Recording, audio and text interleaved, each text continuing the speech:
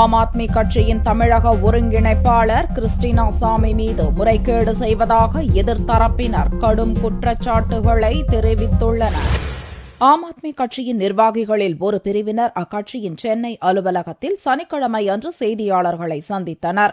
அப்போது ஆம் ஆத்மி கட்சியின் தமிழக ஒருங்கிணைப்பாளர் கிறிஸ்டினா சாமி அரஸ்ட் என்ற அறக்கட்டளை நடத்தி வருவதாகவும் இதன் மூலம் 200 கோடி ரூபாய்க்கு அதிகமாக சொத்துக்களை சேர்த்துள்ளதாகவும் வெளிநாடுகளில் வசூல் செய்யும் நிதியின் மூலம் தமிழகத்தில் பலரை மதமாற்றம் செய்யும் முயற்சியில் ஈடுபட்டுள்ளதாகவும் குற்றம் சாட்டினார்.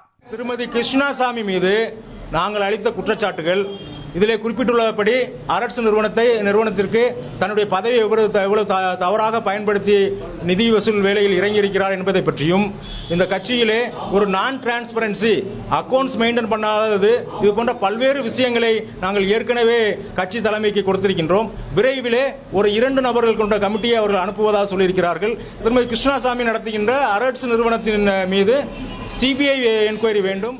அதனால கிறிஸ்டினாசாமி என்ன செய்யறாங்கன்னா இந்த கட்சியவே கிறிஸ்டின் கட்சியா மாத்துறதுக்காக தான் ஆம் ஆத்மிக்குள்ள இந்த தலைமையை ஏற்றிருக்காங்க. நீங்க அவங்க செயல்ல இருந்தே நீங்க புரிஞ்சுக்கலாம். நான் கிறிஸ்டின்ஸா கன்வெர்ட் பண்றதுக்கு தான் ஃபண்டிங் பண்றாங்க. அப்ப அந்த நிறுவனங்கள்ல இருந்து இவங்க பல கோடி ரூபாய் வாங்கியிருக்காங்க. கிறிஸ்டினா சாமி மீது நடவடிக்கை எடுக்க தலைமைக்கு புகார் அளித்துள்ளதாகவும் இதுகுறித்து விசாரிக்க மேலிட குழு சென்னை வரவுள்ளதாகவும் கூறிய அந்த நிர்வாகிகள் கட்சியில் சிலரை கிறிஸ்டினா சஸ்பெண்ட் செய்தது செல்லாது எனவும் கூறினார்.